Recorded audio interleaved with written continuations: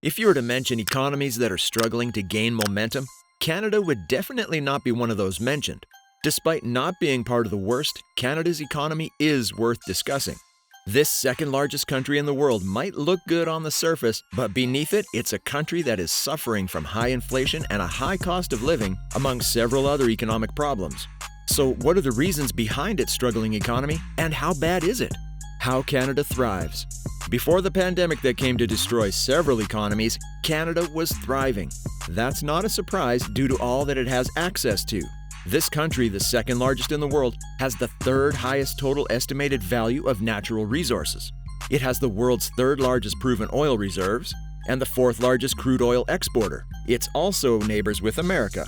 Although being neighbors with the US, the largest economy in the world, comes with its cons, it also has its positive side, especially the fact that it's Canada's major trade partner.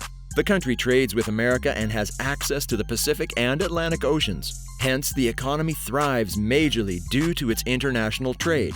Besides its international trade, it's also greatly invested in real estate, rental and leasing, manufacturing and mining, quarrying, and oil and gas extraction. This country is also home to Shopify, energy transportation and distribution company Enbridge, among several others. But the pandemic came, and the great nation with a thriving economy began to struggle. Its economy initially declined, picked up, and then now it's stagnant. Why is that? The reason the economy is struggling. The pandemic that came without warning left most countries struggling. The lockdown reduced productivity, and most countries were surviving on the income they'd been able to generate before the pandemic. When the pandemic ended, most countries slowly recovered, and people were trying to figure out what to do next. But in Canada, things were different. It was like they'd waited for the lockdown to be lifted to release all their pent-up demand for shopping, traveling, and other things.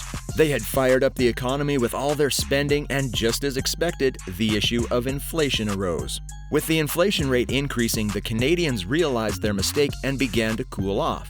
They realized that inflation could lead to recession, and those who remember the 1980 recession knew it was best to avoid it.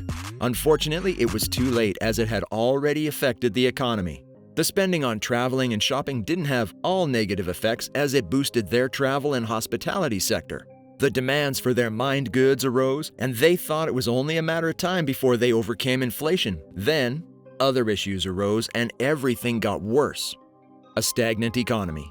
The level of inflation in the country rose so much that the finance officers were cut in the middle of whether to increase the interest rates to reduce inflation, which could lead to a recession, or watch the outcome of the inflation. Well, they ended up going for the former, as they said the recession in this case is a necessary evil. They had gone with the increase of interest rates because 40 years ago, when the country had found itself in the same condition, they'd been able to fight inflation by rapidly increasing the interest rates. Despite the increase in the interest rates, things are not getting any better. Currently, the economy is stagnant. It's no longer growing, but it's not shrinking either. And it seems like this is just the calm before the storm. Let's take a quick look at what the economy is like. Many people are not spending like they used to, but the retail spending is up. And this is most likely due to inflation because people aren't buying more things, they're just paying more for the little they've acquired. Another thing to see is the stock markets. Several investors watch the stock markets each day in pain as the value of their stock declines by the second. The Toronto Stock Exchange, TSX, went down by 12% last year, and even the major US stock markets were also affected. The overall business in the country has taken a hit as many companies are getting slower sales growth, and the majority are looking forward to a recession occurring this year. We also have to mention the unstable housing market. One of the major sources of income for the country is real estate, and when the housing sector is affected negatively, it impacts the economy. Mortgage rates went up to the roof in 2022, which still affects them. Real estate prices have fallen in several parts of the country. In fact, it has affected both sales and average prices. In February 2022, average selling prices were high, but toward the end of the year, they went down by 20% from their February value, while it went down by 6.6% from 2021's value. The number of sales also went down by up to 30% if compared to the value of about a year ago. Another major problem Canada needs to improve is labor shortages. Now, that might come as a surprise since it's common knowledge that Canada is the second largest country in the world, but it's the reality. Canada is a large country, quite all right, but just a little part is inhabited, and the number of jobs available there is more than the people inhabiting it. Job vacancies reached record highs earlier in 2022, with about 1 million jobs left unfilled in the economy.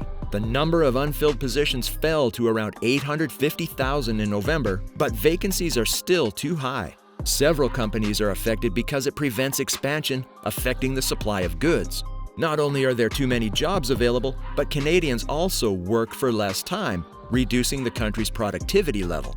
When compared to Americans, the gap is quite obvious as their average working time is 30% less than that of their counterpart. To further explain, the average American makes $66 worth of value per hour, while Canada only produces $50 worth, leading to a dent in the economy. Is there hope in sight? The Bank of Canada has paused the increase in interest rates, but the new trends have left several economists wondering whether job losses could be next. The unemployment rate in Canada is usually very low, and the main issue is labor shortages.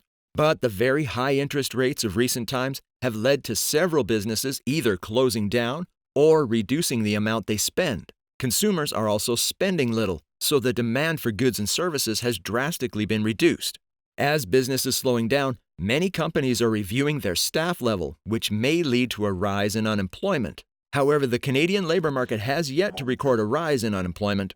In December 2022, the unemployment rate was 5%, just a little above the 4.9% reached in the summer.